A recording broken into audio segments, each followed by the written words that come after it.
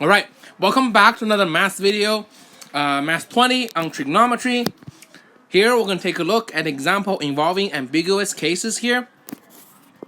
So, given triangle ABC, where A is equal to 4, C equal to 5, and angle A equal to 44. They told us there are actually two triangles, but let's pretend they never told us. We're actually going to check.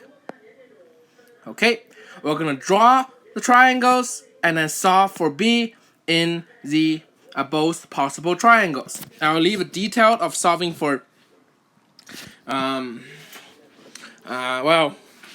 the triangles on your own, but I'll go through the process as well as how the sine law ultimately come in here after we have resolved the ambiguous case. So to start us off, okay, once again, a sketch would be good just to get an idea of what's going on. So we have triangle ABC. I recommend you put the known angle, like our exercise examples we did. Put the known angles in the bottom left corner. And in this case, 44. And the opposite side, its opposite side, of course, on the other side. And then you can put the second known side over here, corresponding side over there, and the third side would be B, of course. Now, before we proceed, okay, this sketch is a bad sketch, knowing that there are two possible triangles. But before we do that, okay, this is a pretty good sketch, okay? I like to highlight the two sides we know, the opposite side and angle pair that we know, which is A, and that's gonna be our reference. We're going to test, okay, how many triangles there are. So one thing we're gonna first, okay, how many triangles are possible?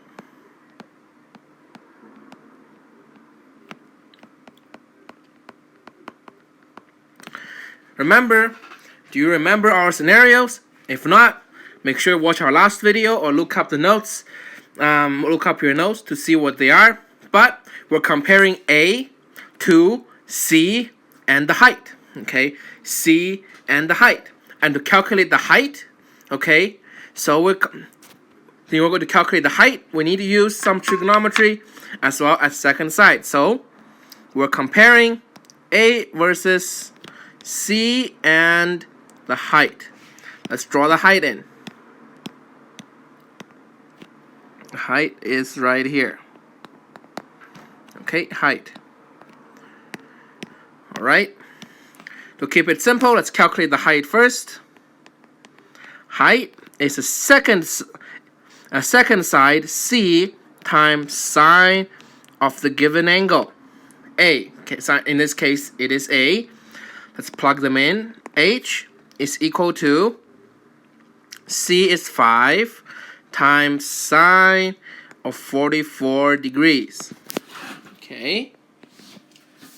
Once we check C times sine of 44 degrees, I'll just quickly type into my calculator. C is 5 times sine, 5 times sine of 44 give us approximately 3.47329 ...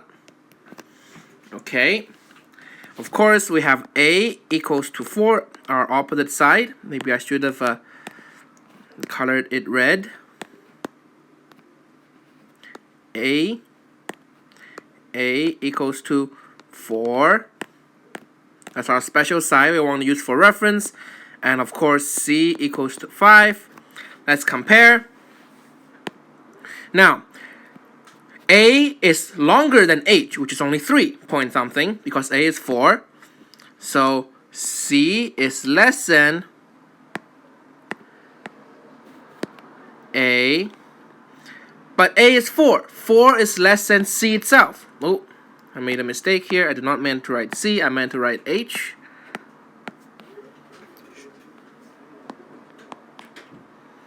Okay, so we know it's still possible to have one case until we compare it to C, but that's not true because C is also bigger than, oh, I meant like that, A, right? So A is bigger than H, but A is less than C because A is 3 point something. A is 4, which is longer than height, which is 3 point something, but shorter than C. So this gives us, of course, A is between H less than C. So this is one of our ambiguous cases, which means there are two triangles. Okay, two triangles. We do want to check if a question doesn't tell you.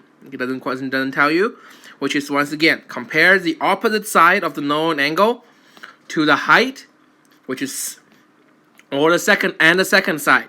Okay, and the second side. Now we know there are two triangles. This diagram is bad. Okay, it's a bad diagram. We want to draw a better diagram because once again there are two of them. So the better diagram to draw, actually we don't have to erase that one because we're just gonna draw it below. Okay, just draw it below. This is a bad diagram now. Okay, we're gonna draw a better one or better ones. Okay, there are multiple ways to draw it. You can draw it as my last video where you have both triangles in one, but it's a better idea, or for some, instead of drawing them as two separate triangles. That's what we're going to do here. So first we're going to draw the acute triangle, and then we're going to draw the corresponding obtuse triangle. Okay, notice angle A are the same for both of them. The A is the same length. So is C. Okay, C is also the same length. Label the angle here. Okay. Now we're now solving for side B in both triangles. Okay, let's label C, B, B. Okay. We're solving for side B in both triangles. We're looking for B, but if we want to use sine law, we do need to know the angle that's opposite of it. We do not. So just like one of the earlier sine law examples, we do have to find C first, and then find B from there. Okay, then find the B from there. Okay.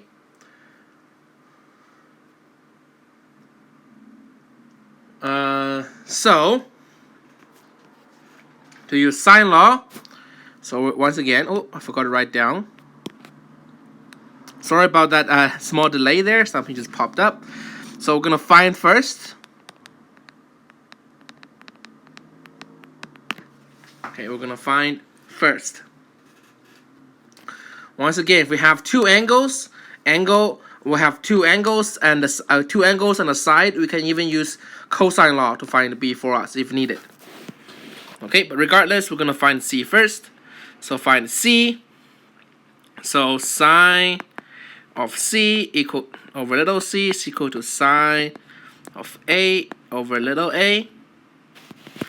This means, I'm zooming in a little bit, sine of C is equal to C times sine A. This may look familiar. It should, but that's not too important. Okay, which is equal to sine C is equal to 5 times sine of 44 degrees over 4. So all you need to do in this case is happen to be the height divided by 4. Okay, and of course C, once you calculate that out, okay, I'll leave once again the details to you. I wrote down approximately 60.3 or so degrees. I'm not gonna write down all the digits. I mean, I could. Maybe I will do that. 60.26. Oops. Now eraser erases very powerfully. Wow, okay. For 60.2643 or so degrees. That's angle C. Once we know angle C, of course, we can use perhaps to find B.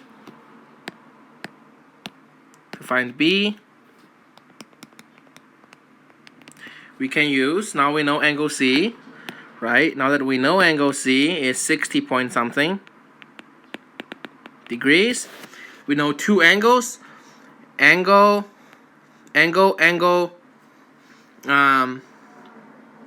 oh, we do not know the opposite of angle B yet. So let's find B. Find B first. Ooh, forgot to change color. We're using B. So angle B, of course, is equal to 180 minus the given angle, angle A, plus the 60 point something. I didn't bother writing down all the digits. So angle B is approximately 75.7 degrees. Okay, and then you can use sine law to find side B. I'll leave it for you to find the actual side. So use sine law again. Or you can use cosine law. Okay, up to you. That's not... We already used sine law once. You can use cosine law or sine law because I have way more information than we need now. We have two of the sides and two of the angles. Okay, we have way more information than we need. So up to you, but you can use sine law again. So I'll let you finish it up. For this answer, of course, you should get B is approximately 5.58. Okay, for this version. Now, how do we deal with the ambiguous case then? The second case, obtuse triangle. Okay, what do we do here? Do we have to go through the whole thing again? Do we have to use sine law of 44? Find C, right? Remember, we still have to find C first.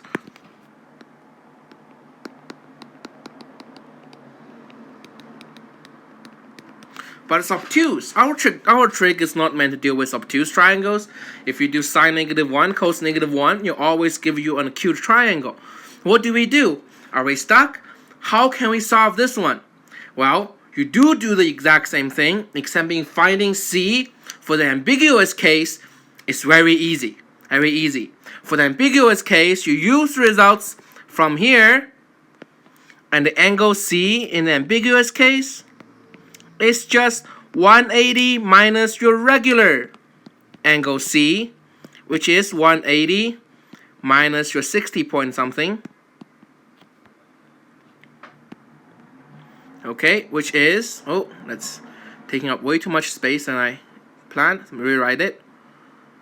So the C, angle C for the ambiguous case is just 180 minus your regular angle C. In this case, it's 180 degrees minus your 60 point something degrees, which in this case, of course, equals to just a little bit bigger than 90 degrees, which is about 120 point, 119 point something. Good job. I don't know why the eraser erases so completely. 119 point, let's quickly check. 0.735, etc. degrees. Okay, so that's the ambiguous case for C. So now we know angle C in this scenario. That's that. So this one is 119 point something degrees. Okay, so if you can find one of the angles, the other angle given in the involved in the question, Okay, you can just take 180 minus this angle to get obtuse version. Okay, there is a reason for that, which you'll look at later on in trigonometry, but this is how you solve an ambiguous case question. My bigger focus is not actually how to solve it using sine law, which I've talked about using videos before. My bigger focus here, taking up most of the space as you see, is how to check. Okay, number one, remember I highlighted number one, how to check how many triangles there are possible. Once again, that is to calculate h, which is c times sine capital A, okay, sine angle A, okay, to calculate the h and compare A to h and the other given side c. Remember though, as you practice and doing more problems, the letters not always going to stay A, B, C. Take your time, think about what is angle A in the question, what is little a in the question, what is little c in the question when you're given SSA. Okay? As for the actual solving part, for the acute triangle, it's the same as regular sine law problem, but for the obtuse case, the angle you found in the acute case, the simple case, you take 180 minus that angle, will give you the obtuse version of that angle, which will allow you to solve the rest of the triangles. Right? Make sure you try the your turn problems, and of course look over my notes and use your textbook as supplementary. And with that, make sure you spend some time practicing ambiguous case, because it's probably the weirdest one here. And next time we're going to take a look at, well, something that leads into why sine law have this special property. Okay, why sine law have this special property of ambiguous case, sort of, as well as some new rules that we can use to help us study angles beyond acute angles. Okay, beyond acute angles. And with that, thank you for watching. Have a great day. I'll see you next time.